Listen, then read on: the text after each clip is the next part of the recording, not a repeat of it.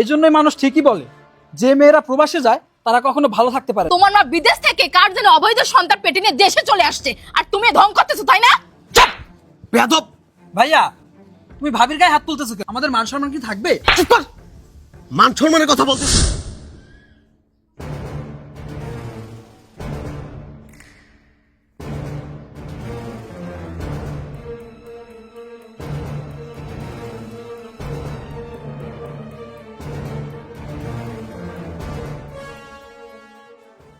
রিপন, বৌমা, জিসান, এরা সব কোথায় গেল? মা, আপনি? এই জিসান, দেখে যা মা আসছে। মা, আপনি কখন আসলেন? এই জিসান, তোর ভাইকে একটা কল দে। মা, আপনি ভালো আছেন? মা, মা, এ কি অবস্থা আপনার? মা, কি হয়েছে আপনার? হায় আল্লাহ, আপনি বিদেশ থেকে আসলেন বাচ্চা পেটে নিয়ে আসছেন। সি সি সি সি সি সি আল্লাহ, এটাকে আমি কি দেখতেছি? ছি মা ছি, আপনার কি লজ্জা শরম নাই? আপনার কি বিবেকে একবারও বাঁধলো না? এইটা আপনি কি করে আসলেন? হায় আল্লাহ, এই যে স্যার দেখ না মা কি করে আসছে। মা, আমরা এখন সমাজে কিভাবে মুখ দেখাবো? আপনি এটা কি কাজ করছেন মা? বৌমা শোনো, আমার কথা শোনো। রিপন কোথায়? রিপনকে ডাকো। তোমার কথা আর কি শুনবো মা? তুমি এইসব কাজ করার আগে আমাদের কথা একটাবার চিন্তা করবে না? সমাজে আমাদের একটা মান সম্মান আছে। মানুষ যদি তোমার এইসব কুকীর্তির কথা জানে তাহলে আমরা সমাজে মুখ দেখাবো কি করে? আর আমি এখনো বিয়ে করিনি, তোমার এসব যদি মানুষ জানে তাহলে আমি কি কোনো ভালো ঘরের মেয়ে বিয়ে করতে পারবো? আমি ছি! বলছি রিপনকে তোরা ডাক। চুপ করো তো, কি রিপন রিপন করতেছো? আর কার পাপের ফসল নিয়ে তুমি দেশে ফিরে আসছো? এজন্যই মানুষ ঠিকই বলে যে মেয়েরা প্রবাসে যায় তারা কখনো ভালো থাকতে পারে না। কিন্তু আমি কখনো কারো কথা বিশ্বাস করিনি, কিন্তু আজকে তোমাকে দেখে বিশ্বাস হয়ে গেল। প্রমাণ পেয়েছি যে মেয়েরা বিদেশে যায় তারা কখনো নিজেকে ঠিক রাখতে পারে না, তারা সবসময় উল্টাপাল্টা কাজ করে বেড়ায়। ছি ছি মা, আমি নিজেই এখনো বাচ্চার মা হইনি, আর আপনি এই বয়সে এই কাজটা করতে পারলেন? আমি আর আপনাকে কি বলবো? এই জিসান, তাড়াতাড়ি তোর ভাইকে কল দে। তোর ভাইকে কল দে, লোকজন জানাজানি হওয়ার আগে এই মহিলাকে এই বাড়ি থেকে বের করতে হবে। আর তা যদি তোরা না করিস আমি কিন্তু নিজেই বাড়ি থেকে বের হয়ে যাবো, বলে দিলাম। যা। দাঁড়া ভাবি, ভাইয়াকে ফোন দিতে হবে না। ভাইয়া যদি ওনার এসব দেখে, ভাইয়া নিজে ওনাকে ঘাট ধাক্কা দিয়ে বাড়ি থেকে বের করে দিবে। দেখো মা, আমি তোমাকে ভালো ভালো বলছি, তুমি এই মুহূর্তে এই বাড়ি থেকে বেরিয়ে যাও। মানুষজন জানলে আমাদের মান সম্মান কিচ্ছু থাকবে না। চুপ কর তোরা, আমার খুব কষ্ট হচ্ছে। তোরা রিপনকে ডাক, আমাকে ভিতরে নে, আমাকে ভিতরে নিয়ে যা। আমি আর দাঁড়িয়ে থাকতে পারছি না। আপনার মতো পাপিষ্ট মহিলাকে ঘরে নিলে আমার শরীরে কলঙ্কের দাগ লাগবে, আমি সেটা কখনোই চাই না। বেশি কথা না বলে এখান থেকে চলে যান, যান বলছি। এই কি ব্যাপার, কি হয়েছে কেন? আরে মা, মা তুমি কখন আসছো? আর আমাকে ফোন দাওনি কেন? এই ঢং বাদ দাও, দেখো তোমার মা কি করে আসছে। তোমার মা বিদেশ থেকে কার যেন অবৈধ সন্তান পেটে নিয়ে দেশে চলে আসছে, আর তুমি ঢং করতেছো, তাই না? চুপ বেয়াদব। ভাইয়া, তুমি ভাবির গায়ে হাত তুলতেছো কেন? তুমি মায়ের দিকে দেখোনি নাকি? তুমি কিছু বোঝো না? উনি কি একটা কাজ করে বাড়িতে চলে আসছে, ওনাকে যদি ঘরে নেই আমাদের মান সম্মান কি থাকবে? চুপ কর, মান সম্মানের কথা বলতেছিস? এই তুই নেই মায়ের সন্তান? এই মায়ের গর্ভ থেকে না তোর জন্ম হয়েছে?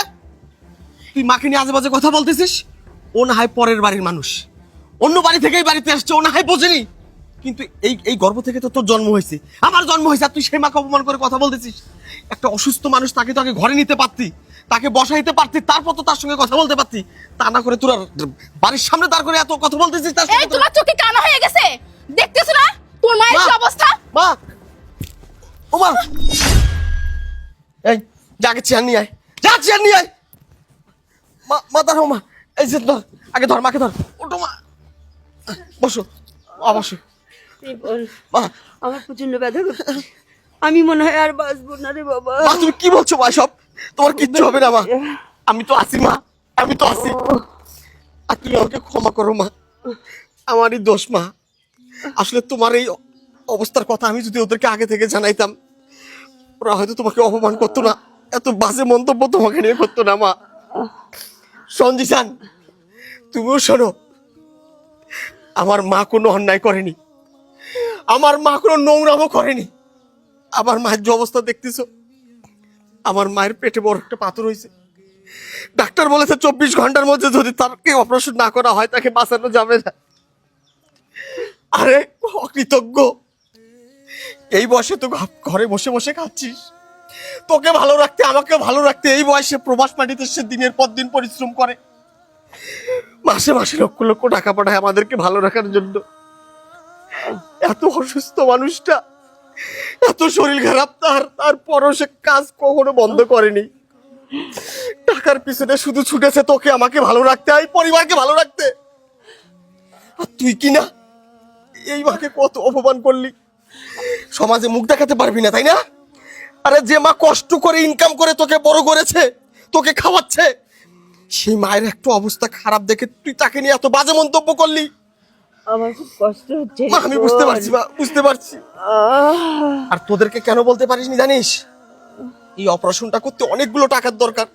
আমি পাগলা কুত্তার মতো মানুষের ধারে ধারে ঘুরতেছি কিছু টাকার জন্য, যাতে আমার মা আসার সাথে সাথে আমি আমার মাকে ডাক্তারের কাছে নিতে পারি, অপারেশন করে মাকে সুস্থ করতে পারি। আর তোরা কিনা আমার মা বাঁচবে কিনা আমি জানি না। এই সময় তোরা আমার মাকে কত অপমান করলি। আল্লাহ, মা তুমি আমাকে ক্ষমা করে দিও মা।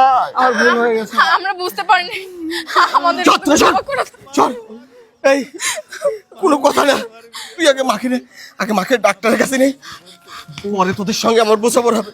ও মা তুই বেশ যা, মা ওঠো তোমার, আমরা আগে ডাক্তারের কাছে যাবো। আমি সব ব্যবস্থা করে আসছি মা, তুমি চলো, চলো মা, চলো, চলো মা। মা তুমি ভয় পেও না মা, তোমার সন্তান তোমার সাথে আছে মা।